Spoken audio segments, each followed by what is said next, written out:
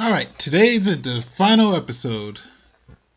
With the final episode, we're just gonna go over um the album one more time. Alright, Subaru Natsuki. A high schooler who was summoned from the modern Japan to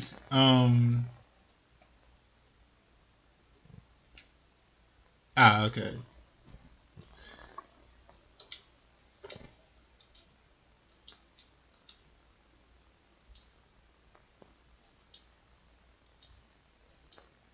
I will admit I much prefer his I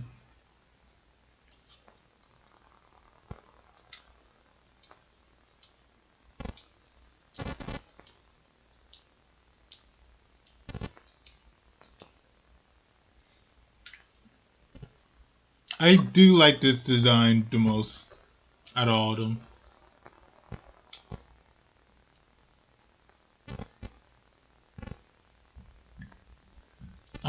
How do I want to approach this? I will read all the things again. I will read them all again.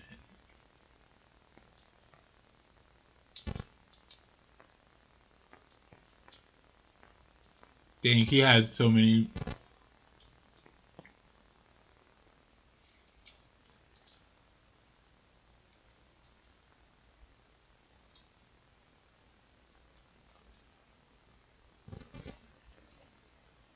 Alright, let's read Subaru's. A high schooler who was summoned from modern Japan to another world. He fell in love with Amelia, who saved him from danger after repeatedly experienced death for her and his other beloved friends. Subaru only has one special ability, the power to return by death, and revert back to a certain time, restarting point upon dying. Subaru is the only one who can recognize this phenomenon, and any events and connections made with other people up to the point of returning by death are all lost. If Subaru tries to tell others about his return by death, he is penalized with a mysterious black arm grasping his heart in a dimension where time has stopped. To stop any impending tragedy, he must keep the secret to himself and fight against fate all by himself. Out of the six elements of fire, water, wind, earth, light, and dark, Subaru is dark magic user. However, with his lack of natural magic affinity, Subaru has a hard time handling even the basic dark magic of Shamac, except when used on a beast with low intelligence. Subaru finds common ground with Tiga due to the similarity he saw in Tiga's relationship with Melty, and the fact that he wasn't born to be a knight. Much like Subaru, Tiga seemed like the type to help any lost child who he came across, which may be why they get along so well.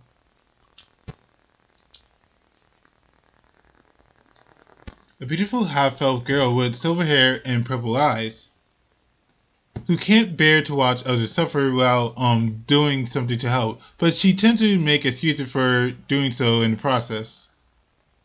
Citella, the Witch of Envy, once nearly destroyed the world. Due to the fact that Amelia looked like the Witch of Envy, she often finds herself alienated by society. Even in her home, Eleanor Forest, she was feared as a freezing witch. Amelia was always met with prejudice due to being a half-elf, and her features resembling the Witch of Envy. As a royal candidate, she strived for everyone to be equal to her, even that is a valuable privilege. She is also contracted with the Great Spirit Puck, and they act as if they are father and daughter. As for their contract, it merely states that Puck will choose Amelia hairstyle each day. There's an explanation in some events that led up to this, but they aren't revealed here.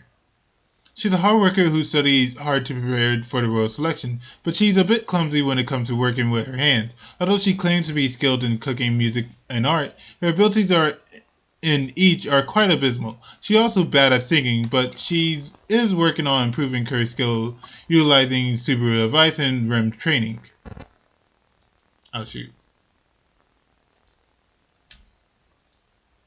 Wait, hold up, what?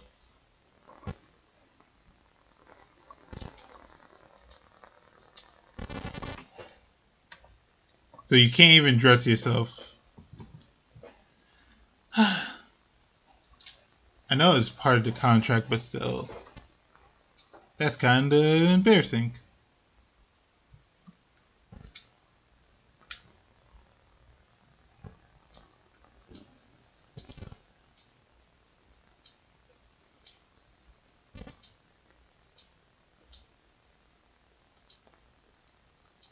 I thought I saw a burn mark on her arm.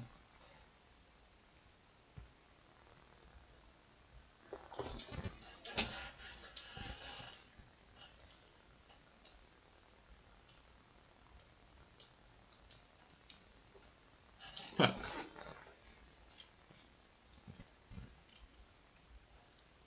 A cat-like spirit who raised Emilia and is usually together with her. He has a rather aloof personality and does things on his own way. Puck cares about Emilia more than anything else, and can at times be downright cruel to anyone other than her. Despite his adorable appearance, he is a great spirit of fire that was once feared as the apocalyptic beast of internal frost. He can transform into his true form of a colossal beast, in the process of a known as star beastification. When in this form, his power is so great that he can instantly transform his surrounding into a frozen hellscape. He is a great spirit of fire heat. Okay, that's I don't. He is usually with Emilia, can leave her side to can leave her side to act on his own. Oh, to act on his own at times as well. During these times, he's said to do a cat-like activity like scratching the walls or snack on some fish he gets from Rim. According to Subaru, he's like a house cat that has forgotten the wild. Being that control massive amount of mana has a magic release period, in which they are able to unleash the mana they store within themselves. Puck is no exception, and the mana was covered in snow during his magic release period, but Subaru declared it a snow festival and turned it into an event involving the villagers as well. Huh. So it's kind of like Shutting. The younger... Oh, wait.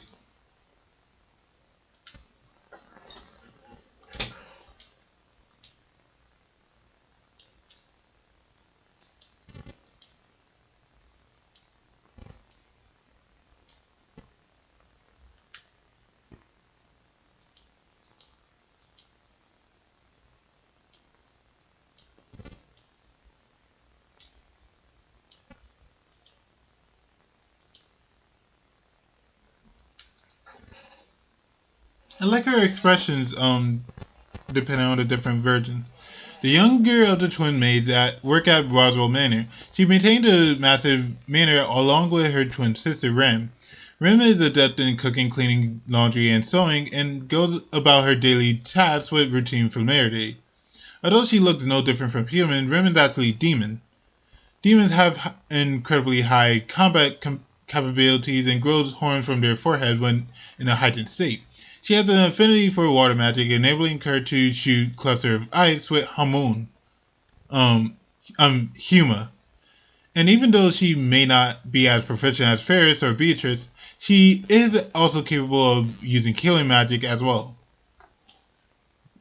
Falls in love with Subaru, who, during the Mob Beast incident, gently unraveled the guilt she harbored towards Ram for many years. She supports Subaru with undying devotion, but tends to get a bit out of control at times, which Subaru is quick to point out. Rim can get a bit ahead of herself due to her feelings for Subaru. She once prepared a bathtub full of mayonnaise after Subaru proudly declared himself a male lover, and when she promised to give him a haircut, she nearly left him completely bald. There's something precocious about her, according to Beatrice. Alright, next up is Ram. I didn't even do anything.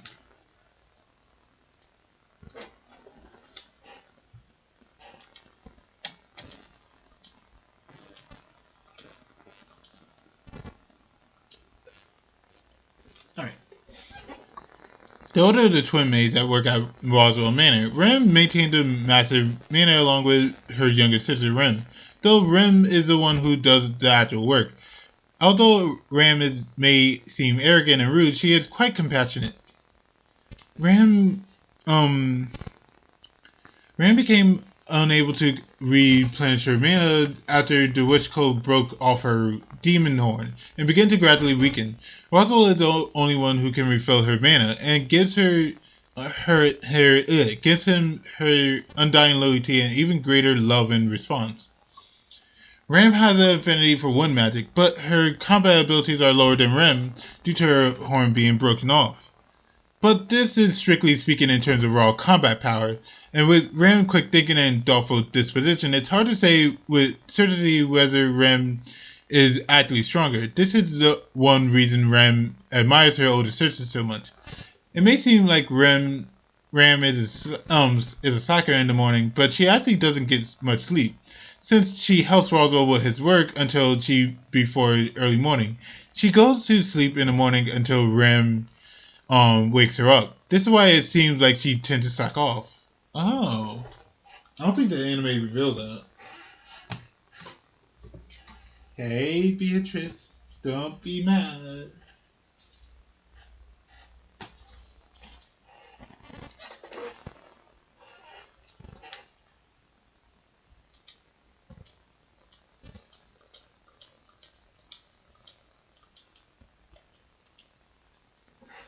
A little girl adorning a... Wait, hold up. There we go. Loco adorning a luxurious dress. She is the caretaker of the library in Roswell Manor. She loves Puck dearly and affectionately calls him by a nickname, Bubby. An extremely advanced dark magic user who can freely connect the library and manor door using light magic known as door closer. This ability prevents others from entering without Beatrice's permission, but only Subaru is somehow able to guess the entrance on intuition alone.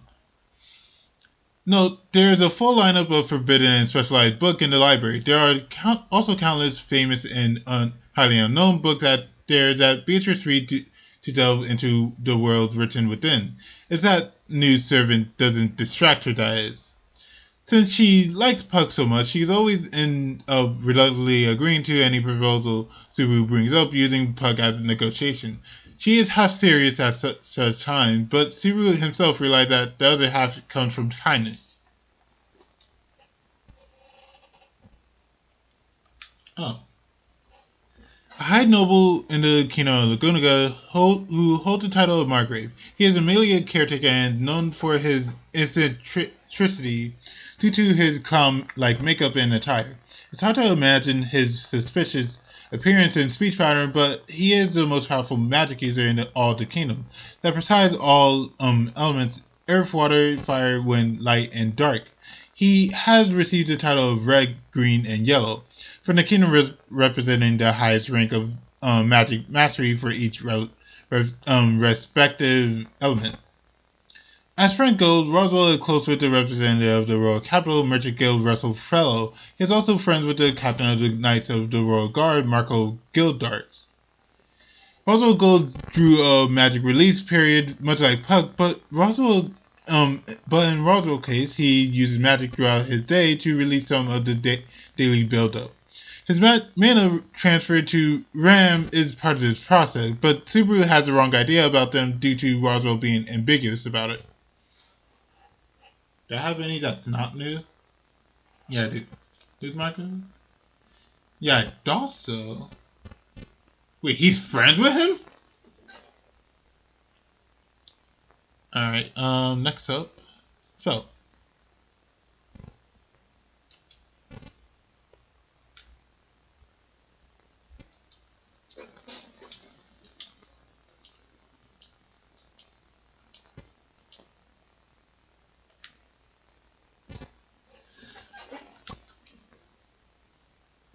Okay. A blonde-haired girl, blonde-haired, red-eyed girl who lived as a thief in the slum. Despite her environment being not unlike that of a street urchin, she grew up strong and spirited thanks to old man Ram, having raised her. She has grown up in the slum since she was a baby and has been supporting her liveliness through death, but is suddenly nominated as a royal candidate. Although she was chosen by the dragon, many has raised their discontent due to her background and the fact that she declared her key policy to abolish the social class system. Folk can be greedy when it comes to money, but it's all saved up enough to get out of the slums with old man Ram. She sold Emilia Xenia to raise funds for this purpose. This led to Subaru meeting with Emilia as well as Felt meeting Reinhard. After the incident with Elsa, Felt was taken into protective custody by the Estrella family. Since then, she tried to escape many times before the royal selection, but was always caught by Reinhard due to his divine protection of Draft, which allows him to detect any escape route she may use.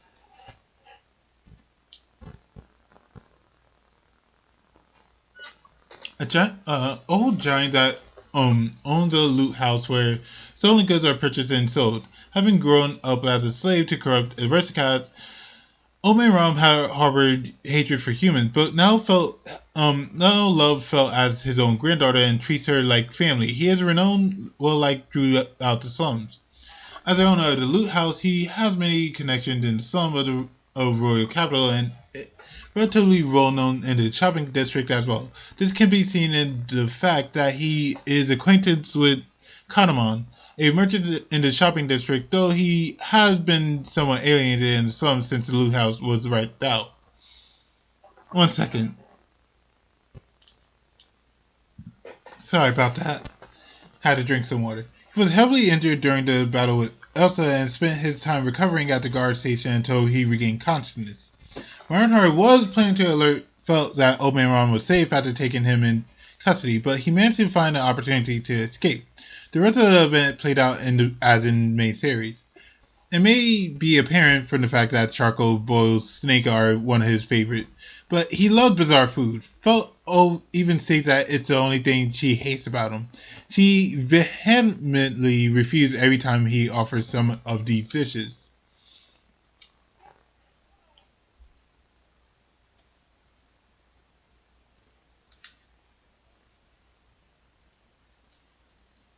Born into the Astraea family, which is bloodline of the Solar Saint, Reinhardt has a sincere and mild-mannered personality. He is the most powerful individual in the world as a Solar Saint of the current generation, but is a likable young man that doesn't let it get to his head, making him seem perfect and superhuman. Reinhardt is exceptional in the sense that he is able to attain divine protection. He can attain them subconsciously as well, deliberately. He possesses a wide variety of divine protection, from those that are useful in combat, such as divine protection from arrow evasion, to the divine protection of salt reasoning, which enables him to never mistake salt with sugar. Why is this the one divine protection that everyone mentions? Like, it's the most important one. Some other divine protection Reinhardt has in his arsenal include the divine protection of beast riding, which enables him to masterfully ride any animal; divine protection of first sight, which enables him to dodge any attack he experienced for the first time; the divine protection of adamant, which enables him to dodge attacks he has experienced twice or more.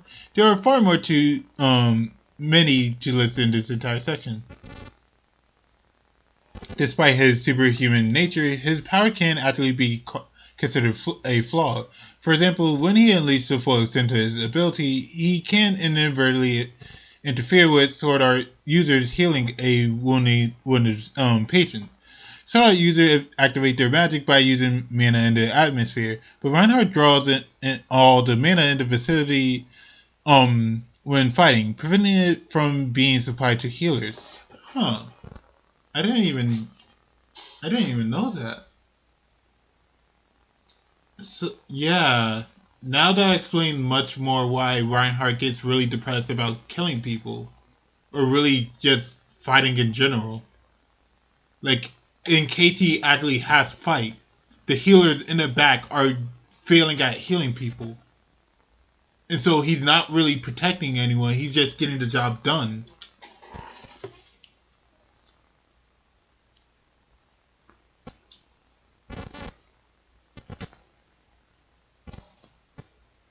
It's so great.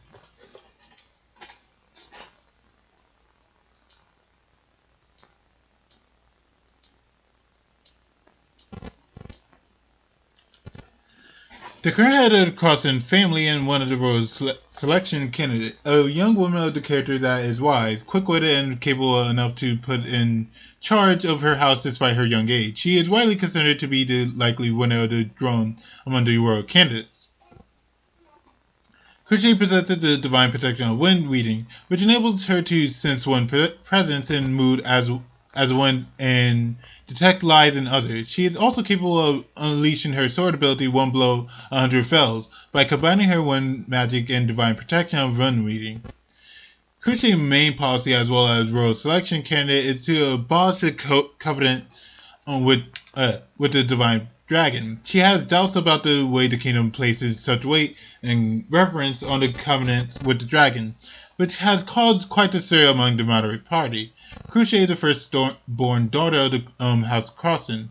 In contrast to what her father had expected, she grew up to be a capable and spirited successor. One day, she had a fateful experience with a boy with blonde hair and red eyes that changed her outlook on life itself. Is she talking about Felix?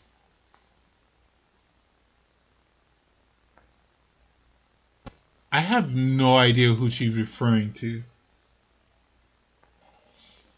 But whatever. Crucial. Oh wait.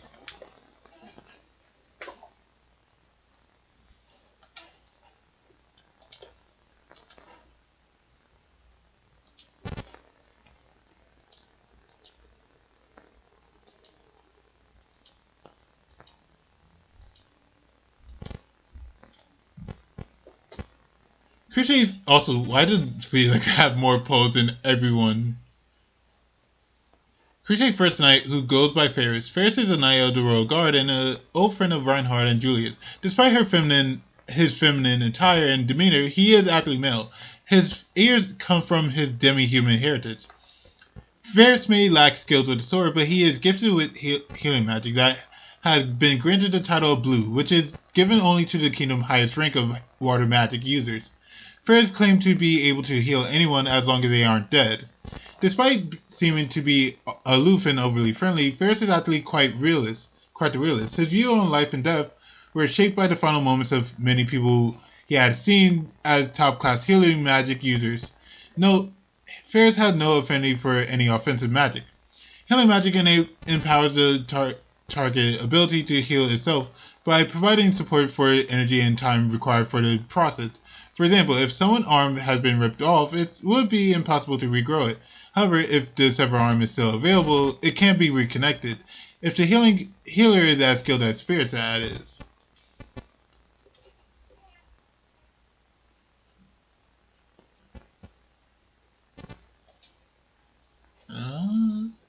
Okay. And an old swordman who served Crucial. Although he doesn't have any special divine protection, he gains a name of Sword Devil due to how fiercely he fights on the battlefield with his mastery of the sword and well-trained body.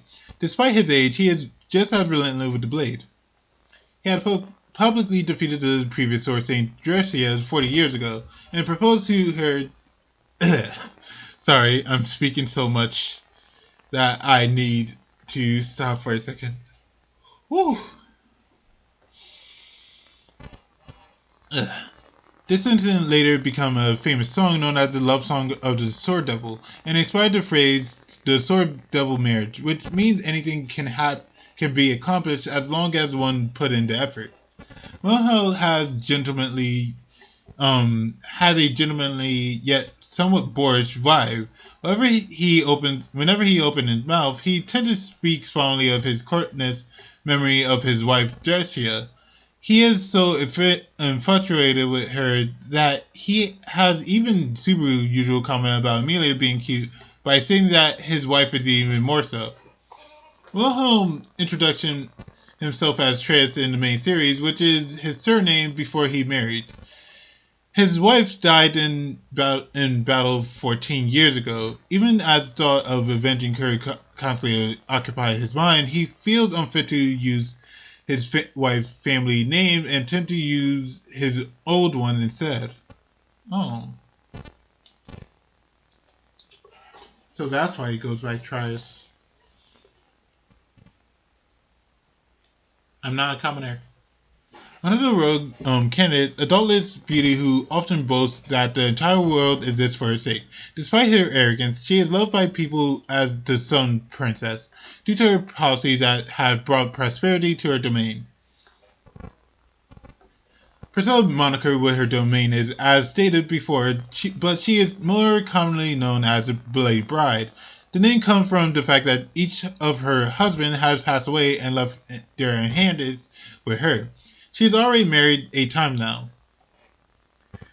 She has quite a moody personality, fierce as a burning flame at times, while mercilessly and cold as ice at others. Either way, she is deemed one to be insolent and useless to her.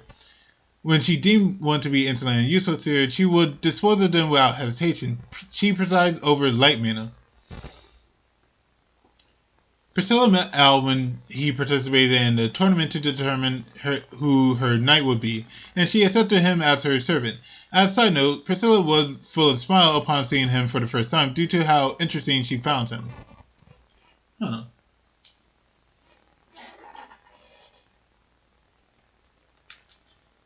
Al is Priscilla's servant with incredibly distinctive features such as his missing arm, his bandit-like appearance, multiple scars and burns, and a helmet covering his face.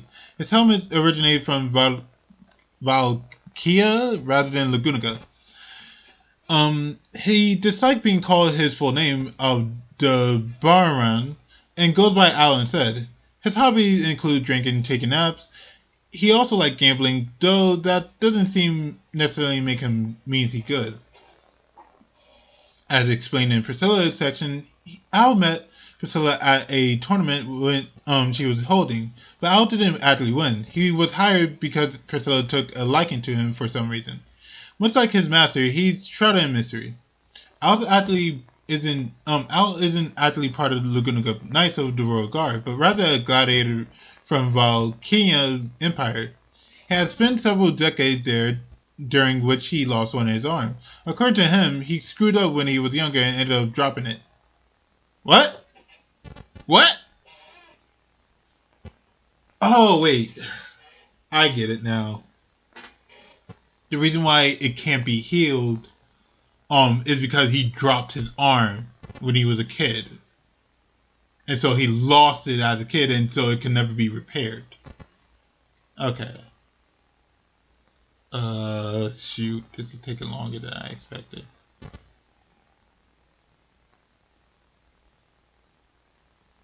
I'm not sloth. I beat the game. As an alternative of the Witch Cult who presides over Sloth, pedigrees worship the Witch of Envy with fanatical love, diligently work to cause havoc in various religions. Certain archbishops are granted their title presiding over one of the deadly sins, excluding envy. The Witch Cult carry books known as gospel, and they identify each other by showing their gospel to one another.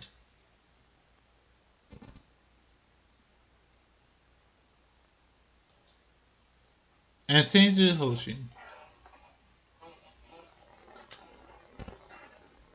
It is. A royal candidate who came from Karagi City states she may seem rather laid back at a glance, but she has highly astute chairman who sees success with her natural business sense. It isn't that Anastasia loves money necessarily, but value as it easy to understand metric to show the result of hard work. On that note, she is a big prominent of spending rather than simply accumulating. As shown in game when Subaru support Anastasia in her fight escape with she is not a fighter and incapable of handling a sword or using magic. That's why she has the help of the Iron Fang. The relationship between Mercenary and their client may sound rather dry, but the main members of the Iron Fang, Ricardo, Mimi, Hetero, and Teve Pearl Baton, have known each other for a long time, and they are practically family. They are close with Anastasia as well, and fondly refer to her as My Lady.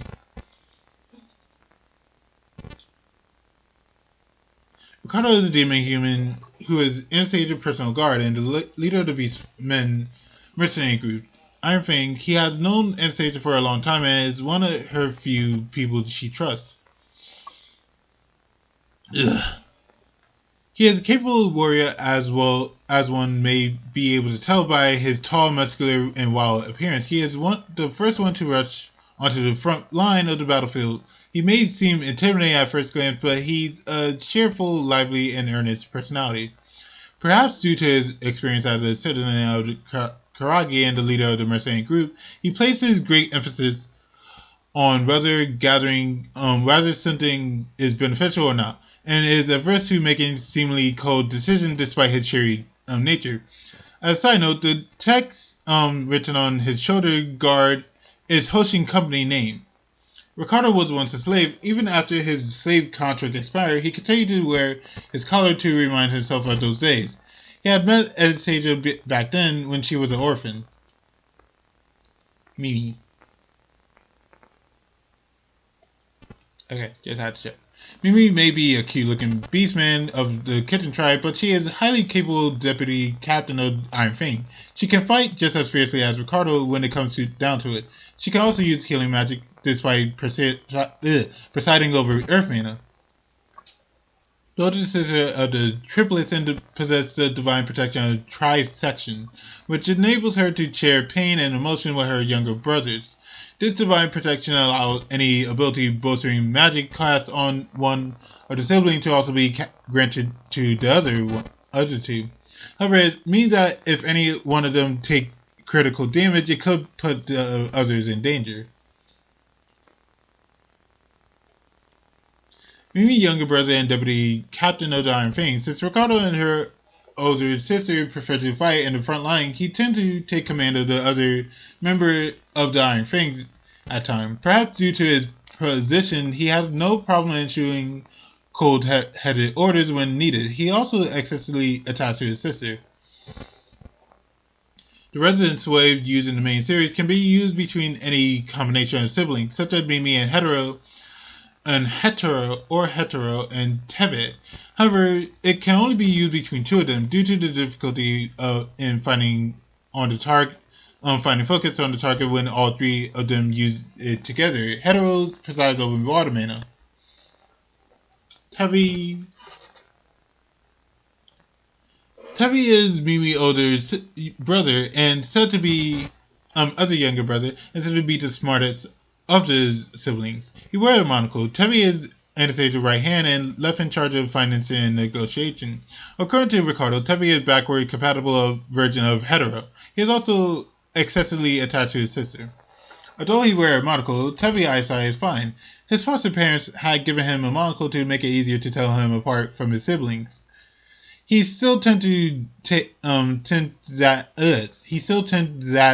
that monocle with care, but he currently wears one that Anastasia had purchased with him. Teve presides over fire mana.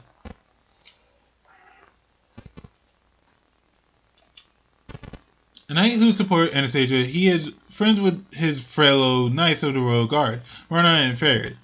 Seru gets rather irritated by his prestige demeanor, but he is known as the finest due to him being a hard worker who accomplished in both the literary and martial arts. Julius is a learned spirit art user who is capable in both spiritual art and swordsmanship. Has the divine protection of gathering spirits and is contracted with quasi-spirit of sixth element.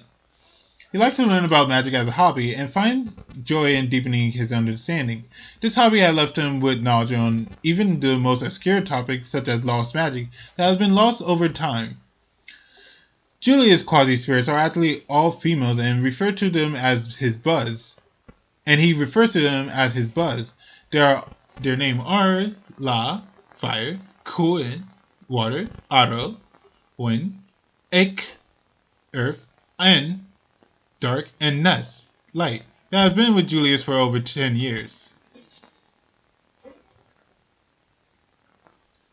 And none of the Transcendent Dragon Church who...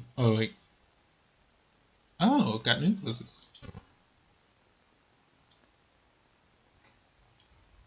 I didn't get those? Okay. None of the Transcendent Dragon Church, which worship the Holy Dragon and the sixth candidate of the Kino Lagunaga. Polite, respectful, and humble, those who encounter her tend to be stricken with a desire to protect her. Melting and her knight Tiga joins the road selection along with Sakura, who was sent by the church to look after them. She takes on any challenge with her utmost effort, but can be a bit of an airhead and often careless blunders. She is of the evil tribe like Solomon possesses the evil eye of indoctrination, which allows her to control others. Melty cannot fight herself, but when it comes down to it, others will rush to her aid and become her sword and shield, whether she wishes for it or not. Although there are no scenes in the game that showed Melty eating, she was quite the consumer before the esophagus was blocked. Despite her slim build, Tiga often commented that she looks adorable with her cheeks full of food. She is the type who somehow looks more slender in clothing. So she's much fatter when she takes her clothes off. Got it. Let's see. Kadamon? Yeah, he's short. A severe-looking middle-aged man with a well-built body and blade wounds on his face. Despite his appearance, Kadamon likes to take care of others and helps Subaru in its time of need out of kindness. He owns a fruit stand, but his sales aren't great due to his intimidating face. Kadamon is married and is a provider of his beautiful wife and daughter. His intense face and muscular body gives the impression that he may have been involved in some violence in his past, but this is irrelevant to this story.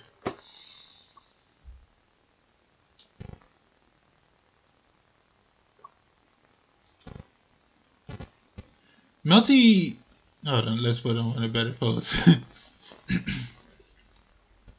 Melty Knight is a young man who gives off a somewhat flirtatious vibe. He often tells Melty about his feeling for her, but she doesn't take him seriously due to his casual demeanor. However, his heart truly is set on her, and her alone, and he is deeply in love with her. Claimed to be a knight and act the part, but he does not belong to the Knights of the Royal Guard. He's actually a guard from the transited Dragon Church that Melty designated to accompany her. Perhaps due to his social standing and his relationship with Melty, he seems to be on the same wavelength as Subaru, making them get along quite well. He possesses the divine protection and sensitivity, which negates any mind-controlling effect, and therefore he is immune to Melty's powers of indoctrination as well. He couldn't tell Melty out of consideration for her feelings, but he loves her despite being unaffected by her evil eye. Tiga claims to hate sweating and anything involving getting dirty, but he actually a hard worker that doesn't want to show others his effort. The combat style involves seizing victory by destroying his opponent's weapons with his short sword, Swordbreaker, rather than combating them directly. Let's go with Gaston.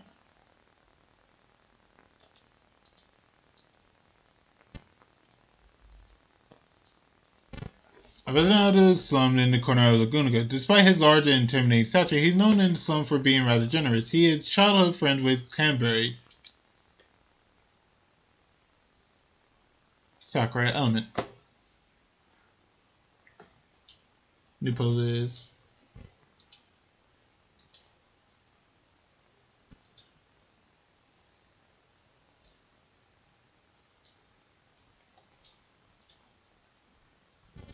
There we go. Somebody interested in Dragon Church to act as Melty's servant. Sakura is a tall woman with a model physique who looks good in a tight skirt. She yawns a lot and has a perpetual sleeping expression on her face, given the expression that she doesn't take things seriously. Her lagoided, never heard that word, demeanor makes her seem like she lacks motivation, but she's actually a cunning individual who gives astute counsel when asked for her input. Due to her sharp intellect, she is tasked with handling the finances for the Transcended Dragon Church. Sakura usually acts like she takes nothing seriously to get people to understand her. However, she is actually a cruel and inhumane woman who uses this to her advantage and finds thrills and despairs of others. Sakura is quite a capable fighter. She is known as the insect master due to her ability to control many insects, but even she fears the entity known as Mother, someone who, with the ability to and cruel nature, needed to modify a person's body would surely cross paths with Subaru to stand before him someday. Alright, and Ratchums.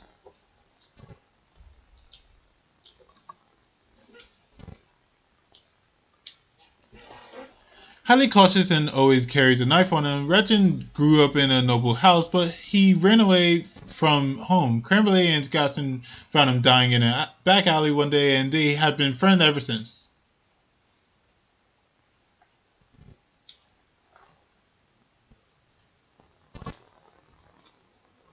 Oh, no new poses.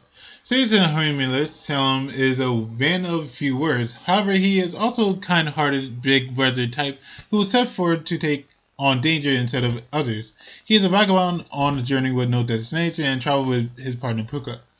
Solomon is kind to everyone, but more so to those younger than him. He always tends to have sweets on hand to give to children. Because of his intimidating appearance and quiet nature, however, people sometimes react with suspicion sometimes.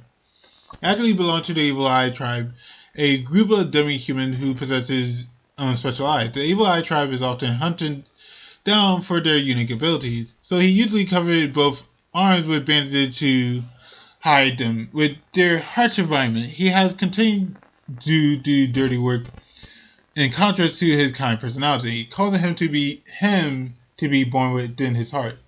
He also has a distinguished expression with his chiseled features, but there are times when he's simply thinking about nothing. He also seems to lack emotions when encountering trouble, but he's just the type to not express them outwardly despite panicking on the inside. Crambley.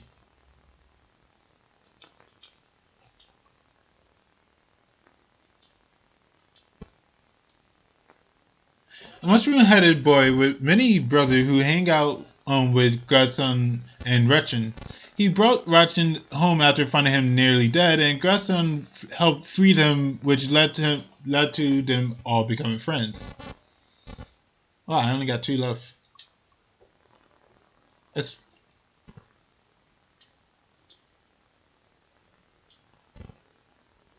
very resembling a chipmunk, she is a vagabond traveling to various regions with Salem. She greatly admires Puck, who is famous for being one of the his great spirit, a fellow fire spirit. Unlike her silent companion, Puka is like a talkative young girl. She often is frustrated by Solemn's unresponsiveness, but is quickly patient when he offers snacks each time. She cares about her parents' partner Solemn above all else, but she understands he would want her to help protect whoever he wishes to protect, and support him in his dirty work despite the anguish it puts her through. Puka harbored hospitality for his solemn alter ego and takes on an impersonal attitude with dealing with him. Puka admired the great spirit Puck, however she feels envy towards him for his immense powers as well as resentment towards him herself due to the belief that she could change things if she was more powerful as him. And one last guy, Wolf, the main villain of the game. What? Oh man. A mysterious masked assassin who has it out for the royal candidate, a foul-mouthed individual with an incredibly dry outlook on life and death. It's unclear why he's targeting the royal candidates or who he is supporting him. He carries several masks depicting various emotions at times and switches them out to express whatever emotion he wished to convey at the time. A piece of cloth covers his face so his face is never exposed when switching masks. Wolf is actually Solemn alter ego. Out of love for his younger sister Melty, he took the initiative to do what Solemn couldn't, helping extend Melty's life. Being the alternative personality in Solemn's body, his experience doing dirty work deeply ingrained in him. Wolf disliked abusing the weak and tended to avoid hurting innocent bystanders. This is why no one had died in the fire incident on the 7th day of the 5th loop. Abusing the weak. Okay. with that being said, that's the end of this series. This has been a nice game. I actually enjoyed playing it. Would I play it again? Not really. Am I going to play through the game to finish 100%ing it? Maybe one day, and maybe I might record it, but otherwise I don't really see much of a point in doing that. But anyway, guys, take care. I hope you have a good day and be safe. Have a good day. Bye bye.